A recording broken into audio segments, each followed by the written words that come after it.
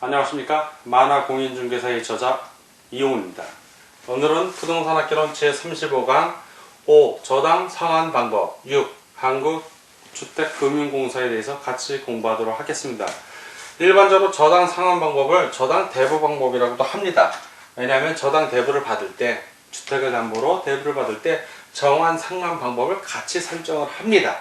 자, 이 저당 상환 방법, 저당 대부 방법은 대략 여러 가지로 나뉘는데, 크게는 금리 결정 방식에 따라서 금리가 고정되냐 아니면 금리가 변화되냐 두 개로 나뉘고, 그 안에서 또 세부적으로 나뉩니다. 먼저 금리 결정 금리 결정 방식, 금리가 어떤 식으로 결정되냐에 따라서 두 개로 나뉘죠. 이건 당연히 하나는 금리가 고정된 거야. 고정금리. 자, 고정금리. 다른 것은 이제 가변적이 돼서 변동금리. 금리가 변동을 하는 겁니다. 이자율을 얘기해요, 금리는. 자, 고정금리는 고정이 돼 있어. 자, 우리 항상 저당 얘기를 하면 머릿속에 뭐가 나와야 되냐면, 대출자. 이제 머릿속에 늘 이게 그려져 있어야 돼요. 자, 대출자, 은행을 얘기하는 거고, 자, 차입자, 돈을 빌리는 사람을 얘기해요. 차입자와 대출자가. 자, 머릿속에 나와야 됩니다. 자, 부채 서비스에 누가 지불한다? 자, 원리금을 지불하는 사람은 차입자가 되는 거예요. 대출자는 이제 원리금이 가는 겁니다. 돈은 이쪽으로 쓰니까. 이 원리금 지불하는 방법, 그게 바로 저당 상환하는 방법입니다. 빚을 어떻게 갚을 것인가. 자, 고정금리. 고정금리나 변동금리에서 제일 문제가 되는 건 인플레이션. 자, 인플레이션이 됐을 때, 여기도 마찬가지. 인플레이션이 됐을 때 누가 그 위험을 부담하는가? 물가가 막 뛰어. 금리는 고정돼 있어. 자, 시장에 대출한 이율보다도 시장 이율이 높아져. 이 인플레 위험. 금리가 고정돼 있으니까 이때는 대출자가 여긴 부담을 해요. 네. 인플레이션이 돼도 차입자는 금리가 고정돼 있으니까 마음이 편해. 반대로 변동이 돼. 인플레이션이 돼서 막 이자율이 올라가. 그러면 차입자가 이자율을 막 더 올려서 지불을 하니까 변동금리 시에는 누가 책임을 진다? 차입자가 지는 거예요. 차입자.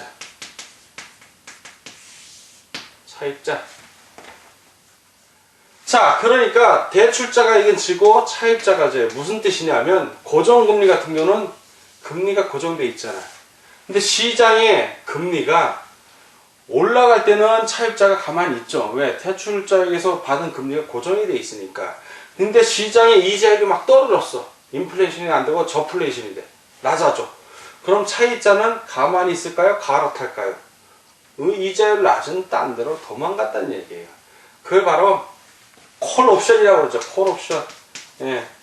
콜옵션이라고 그래. 갈아타는 거야. 나 이제 여기서 은행 대출 그만 받겠다고. 부채 서비스 그만 내겠다. 돈을 갚아버려. 왜? 다른 은행에서 돈을 빌려다가. 왜? 이자율이 낮으니까. 고정금리에서는 그런 문제가 발생하는 거고, 변동금리에서는 그런 문제가 발생을 안 하죠. 왜? 딴 데도 낮으면 여기도 낮아지면 돼. 이 대출자도. 딴 데가 오르면 여기 대출자도 올리면 되는 거야. 자, 이 변동금리는 또 종류가 한 세 가지로 나뉩니다. 자, 금리 결정 방법에 의해서 고정금리와 뭐 고정된 금리가 더 이상 나눌 게 없지만, 변동금리는 구체적으로 세 가지로 나눠요. 첫 번째는 가변 이자율. 예, 가변 이자율. 이자율에 변하는 게 가능해. 변동이니까. 가변 이자율 저당 대부가 있고, 두 번째는 조정 이자율. 조정 이자율 저당 대부가 있습니다. 마지막으로 재협상. 협상을 다시 한다는 얘기죠.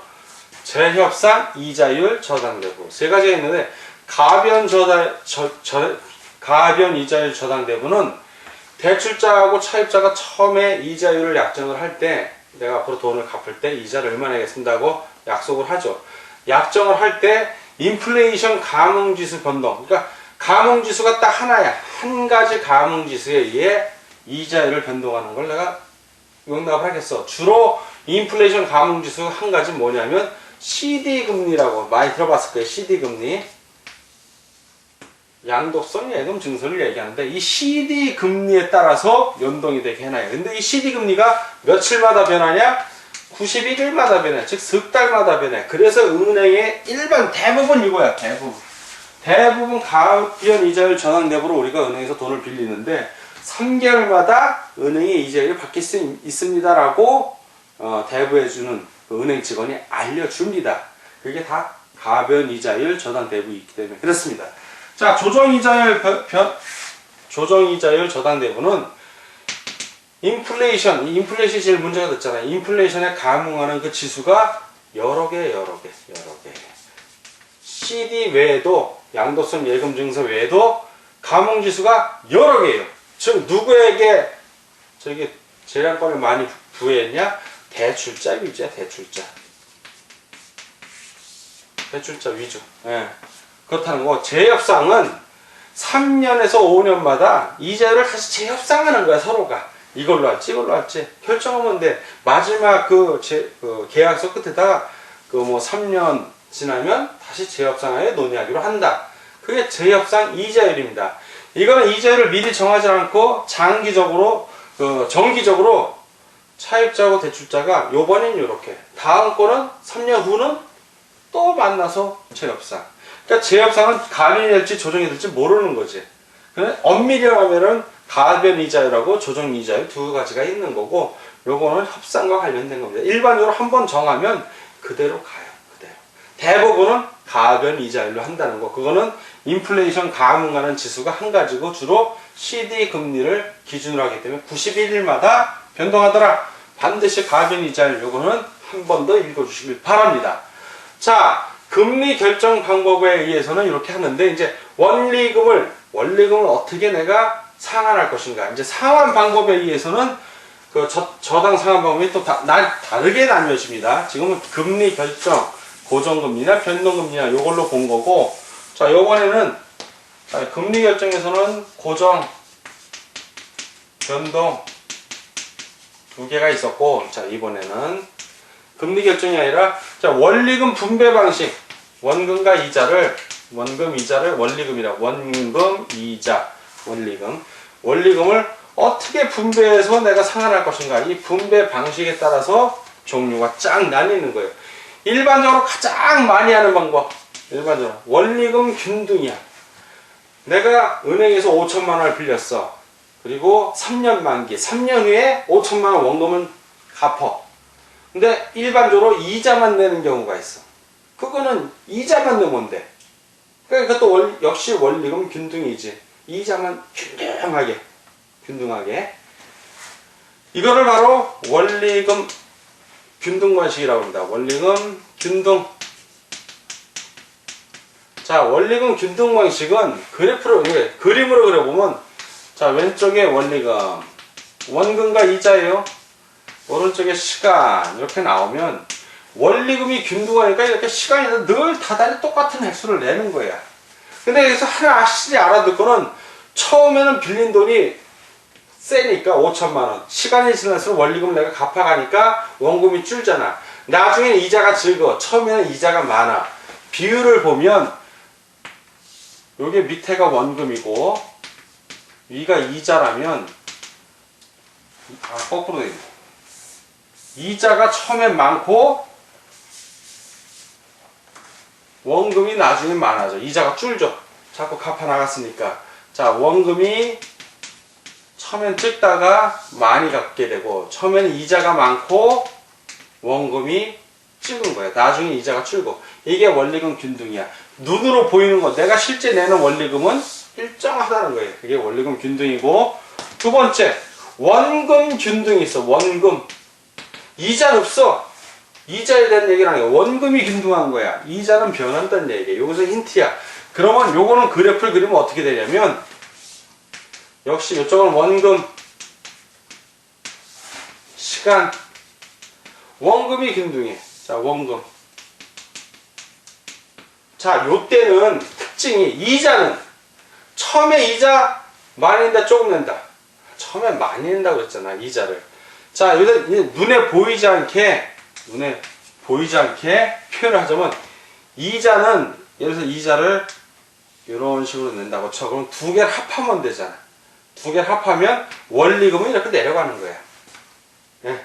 원금 균등 방식에서 원리금 균등은 이렇게 원금과 이자 합쳐서 일정하게 내지만 원금이 균등할 뿐이지 원리금을 같이 합하면 원리금에서는 갈수록 돈이 줄어. 갚아야 될 돈이. 요게 핵심이야. 말은 균등이야. 말은 원금 균등이지만 원리금으로 치환을 하게 되면 형사가 내려가. 점점 준다는 거. 요거 절대 잊지 마세요. 원금 균등 방식에서는 원리금이 여기 원금이라고 표현 안 해. 딱 시험 문제 낼 때는 원금 균등 방식을 설명한 그림이다. 제대로 된 그림은 여기다 원리금이라고 써. 원리금. 세로축을 원리금이라고 해놔. 그러면 원금이 일정한 거지 이자까지 합하면 이자는 점점 줄니까 이렇게 내려가야 돼. 자, 세 번째 방식은 바로 만기 일시상환이야. 만기에 한꺼번에 상환, 일시상환. 이 경우에는 이자만 내. 그냥 이자를 또 쭉 똑같이 내지. 이자 변동금리. 보통 변동금리면 가변 이자율 변동금리 3개월에 한 번씩 이자만 변해. 이자만 쭉 내면 되는 거야. 그러니까 이자는 늘 쭉 일정하게 내줘. 그 다음 만기에 한꺼번에 싹 갚아버려. 네. 그러니까 보통 이 그래프는 어떻게 되냐면 원리금. 근데 원리금이라고 하면 여기 이자라고 그러지. 이자 이러다가 3개월 있다가 올라갈 수도 있어. 또 내려갈 수도 있고.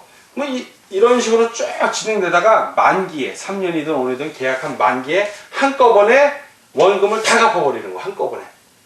이런 형태예요. 만기 일시상환. 자, 네 번째는 체증식. 처음에는 이자만 내. 원금은 조금밖에 안 내.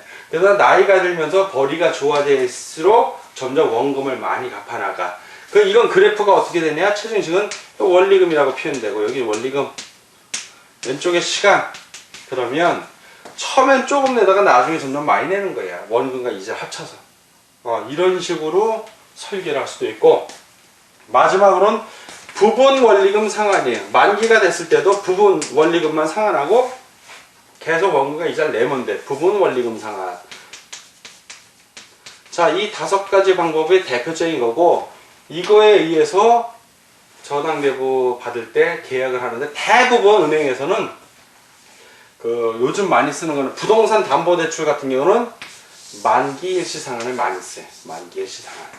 그리고 주택공사, 한국토지주택공사에서 만든 아파트 같은 거 분양 들어갈 때는 주로 원리금 균등상환을 많이 쓰고, 이 두 가지를 제일 많이 씁니다. 일반적으로 공인중개사가 중개를 할 때는 대부분 만기 일시상환이에요. 이자만 쭉 갚다가 만기에서 가서 갚는. 물론 본인이 원리금 균등하게 내고 싶다. 다들 일마씩 원금도 갚고 싶다면 그런 식으로도 상품을 설계해서 팔기도 합니다. 은행에서. 그거는 이제 은행하고 차입자의 입장에 따라서 조정을 하죠.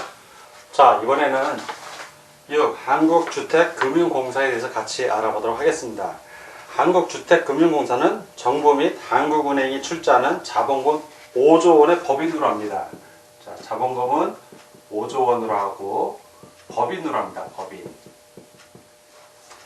설립 목적은 주택 저당 채권 등의 유동화와 주택금융 신용 보증 업무 및 주택 담보 노후 연금 보증 업무를 수행함으로써 주택금융 등의 장기적 안정적 공급을 촉진하여 국민경제의 발전에 이바지함을 목적으로 한다 라고 되어 있습니다. 유동화 중개 기관으로서의 한국주택금융공사는 금융기관에서 양수한 주택 저당 채권을 담보로 주택 저당 증권 MBS를 발행해서 투자자에게 판매를 합니다.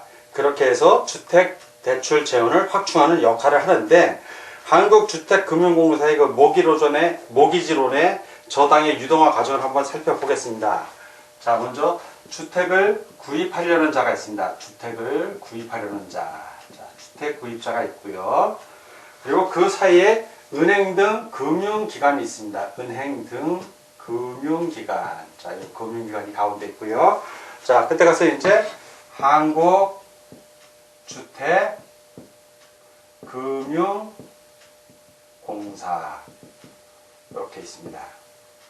그러면 주택구입자가 주택을 구입하기 위해서 먼저 그 해당 주택의 저당을 잡힙니다. 주택에 대한 저당을 잡히면 그 은행 등 그 금융기관 1차 대출기관에서는 장기 대출을 해줍니다. 장기 대출. 자, 그리고 그 은행 등이 그렇게 잡은 그 주택 저당을 채권으로서 판매를 합니다. 그 주택 저당 채권을 판매를 합니다. 판매. 어디다 판매한다? 한국주택금융공사에다 판매를 하고요. 그럼 한국주택금융공사는 대금을 지불합니다. 대금을. 자, 은행은 저당을 통해서 돈을 대출해 줬기 때문에 현금이 부족해지는 것을 그 저당 채권을 판매함으로써 대금을 받아서 현금을 보충을 하게 됩니다. 자, 그리고 나서 한국주택금융공사는 이를 MBS로 만들어서 투자자들에게, 자, 투자자, 기관 또는 개인들입니다. 이 투자자에게 MBS를 판매합니다. 자, MBS를 판매를 하고요. 그리고 판매를 하면 이 투자자들은 또 바로 대금을 지불을 합니다. 자, 이런 과정을 통해서 한국주택금융공사는 그 모기지존과 관련한 저당의 유동화 과정을 취하게 됩니다. 자, 이번에는 한국주택금융공사의 주요 업무에 대해서 같이 알아보도록 하겠습니다. 주요 업무는 우리 교재에 나와 있다시피 크게 6가지가 있는데, 첫 번째는 모기지론입니다. 모기지론. 영어입니다. 모기지론. 두 번째는 주택 저당 채권 보유입니다. 주택 저당 채권 보유. 그리고 세 번째는 주택 저당 채권의 유동화. 주택 저당 채권의 유동화. 네, 현금화하는 거죠. 증권화하고. 네 번째는 주택 신용 보증입니다. 주택 신용 보증. 자, 그리고 다섯 번째는 주택연금입니다. 주택연금. 주택 담보 노후연금입니다. 명칭은 줄여서 주택연금에 대한 공적 보증. 공적 보증. 네, 국가가 보증해 주는 것이죠. 자, 여섯 번째는 학자금 대출 채권을 기초로 한 학자금 대출 증권 발행입니다. 학자금 대출 증권 발행. 자, 이렇게 크게 주요 업무 6가지가 있는데, 이 중에서 제일 중요한 것이 바로 이 모기지론입니다. 모기지론. 자, 모기지론. 그러면 이 모기지론에 대해서 좀 알아보면, 자, 이 모기지론은 우리가 공부하는 건 유보금자리론을 주로 공부를 하는데, 이 모기지론이라는 말 자체의 의의는 그 서민에게 주택을 담보로, 주택을 담보로 합니다. 일단 주택 담보로. 장기 저리의 주택자금, 장기 그리고 저리, 기간이 길고 이자율이 낮다는 얘기입니다. 저리의 주택자금을 대출해 주는 것입니다. 그런 제도를 말하는데, 한국주택금융공사의 모기지론 상품은 크게 4가지가 있죠. 네 4가지 상품이 있는데, 기간을 갖고 하는 얘기입니다. 대출 기간이 10년 다음에 15년, 10년 이상이라는 얘기입니다. 그 다음에 20년, 그리고 끝으로 30년. 이렇게 4가지가 있습니다. 10년, 15년, 20년, 30년. 4가지 상품이 있고요. 대출 자격. 자, 대출 자격은 부부 미혼인 경우, 부부 기준입니다. 미혼인 경우에는 이제 본인 기준이 되는 것이고요. 무주택자. 자, 이 주택이 없는 사람이 일단 기본적인 혜택을 받습니다. 무주택자 또는 1가구 1주택자. 무주택자 또는 1가구 1주택자이고, 부부 합산 연소득이 7천만원 이하입니다. 7천만원 이하. 자, 그리고 이 대상 주택, 어떤 주택을 대상으로 하냐? 부동산 등기부 등본상의 주택입니다. 그리고 대출 승인일 기준으로 주택가격 평가금액, 시세, 매매가액, 감정가액 또는 분양가액 등을 말합니다. 주택가격 평가금액이 얼마 이하? 6억 원 이하의 주택이어야 합니다. 그리고 대출 한도는 주택담보가치의 70%, 대출 한도가 70%입니다. LTV라고 그러죠. 70% 이내라는 얘기입니다. 70%이고 최대 한도는 얼마? 3억 원입니다. 3억 원. 자, 그리고 미성년 자녀가 3명인 가구의 경우에는 4억 원까지도 가능합니다. 그래서 요 70%는 LTV라고 합니다. LTV. 그래서 주택담보대출 비율을 LTV라고 부르는데, 이 LTV란 뭐냐? 주택담보대출 비율, 담보인정 비율을 말합니다.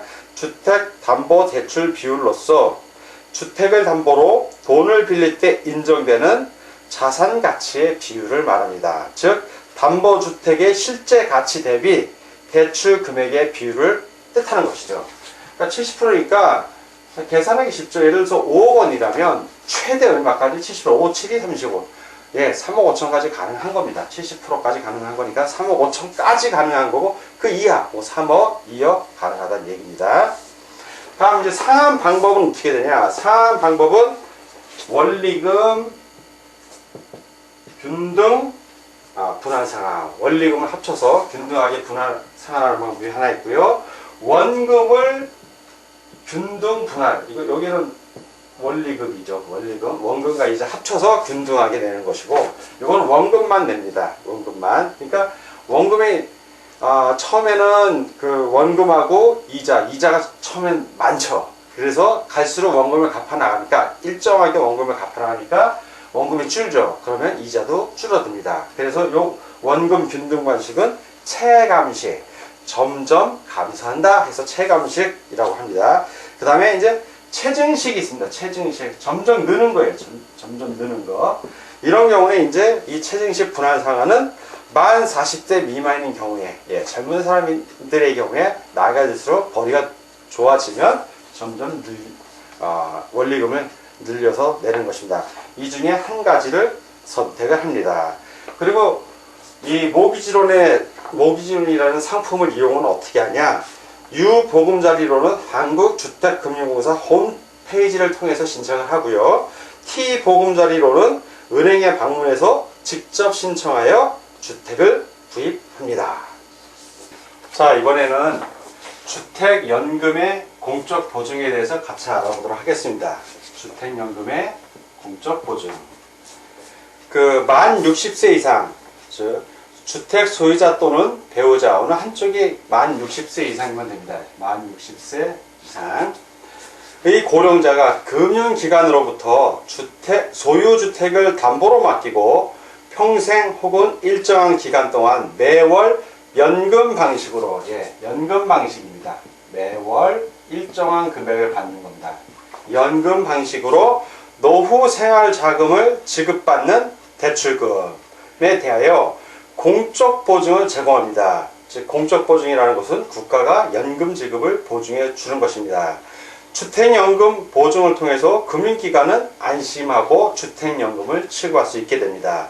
그러면 주택 보유수, 주택 몇 개나 보유한 사람이 가능한가를 보는 겁니다. 주택 보유수는 부부 기준입니다. 9억 원, 9억 원 이하의 주택 소유자입니다. 그리고 1주택이 원칙입니다. 1주택이 원칙. 자, 근데 예외가 있겠죠. 원칙이 있으면 예외가 있으니까 그 예외 첫 번째는 바로 다주택자도 가능합니다. 다주택자도. 근데 이거를 합산한 가격이 얼마? 9억 원, 역시 9억 원 이하이면 가능합니다.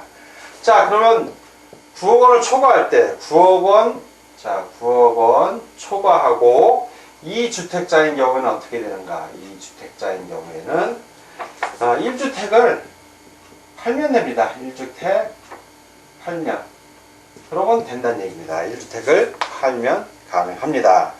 자, 그리고 주택연금의 그 대상주택은 시가 9억 원, 9억 원 이하의 주택입니다. 이때의 주택은 그 주택법에 나오는 주택, 그리고 노인복지주택, 복합용도주택, 시가 9억 원 이하의 주택으로서 주택, 노인복지주택, 복합용도주택이 해당이 되겠습니다. 자, 이번에는 주택연금. 자, 주택연금의 소위 대출금 상환. 어떻게 상환하는지 대출금 상환 방법에 대해서 알아보겠습니다. 그 상환 방법. 첫 번째, 이용자 사망 후 주택 처분 가격으로 일시 상환하는 방법이 있습니다. 첫 번째, 일시 상환. 자, 그리고 두 번째, 대출금 상환은 주택연금 계약 종료 시 담보주택 처분 가격 범위 내로 담보주택 처분 가격 범위 내로 한정을 합니다. 자, 주택 처분을 합니다. 이제 주택 처분. 이거는 이제 경매를 통한 방법인데, 그 주택 가격이 대출 가격보다 높을 경우, 그러면 남는 부분이 있겠죠. 그런 경우에는 그 남는 부분은 상속인에게 돌려줍니다. 그럼 모자라는 경우에는 어떻게 하느냐? 자, 모자라는 경우 주택 가격이 대출 가격보다 낮은 경우, 그럴 때는 낮은 경우입니다. 낮은 경우. 이런 상속인에게 따로 청구하지는 않습니다. 예. 예를 들어 주택 가격이 3억인데 쭉 연금을 받은 금액이 3억 5천만 원을 초과했다고 치면, 그런 경우에 주택이 경매로 3억원에 팔렸던 5천만 원에 대한 부분, 이 금액이 이게 모자라죠. 즉 주택 가격이 대출 가격보다 낮은 경우죠. 그런 경우라 하더라도 상속인에게 따로 청구하지는 않습니다. 자, 이렇게 해서 오늘은 부동산학개론 제35강 시간이었고요. 5. 저당 상환 방법과 6. 한국주택금융공사에 대해서 같이 알아봤습니다. 오늘 공부하느라고 수고 많으셨습니다. 다음 시간에 뵙겠습니다. 감사합니다.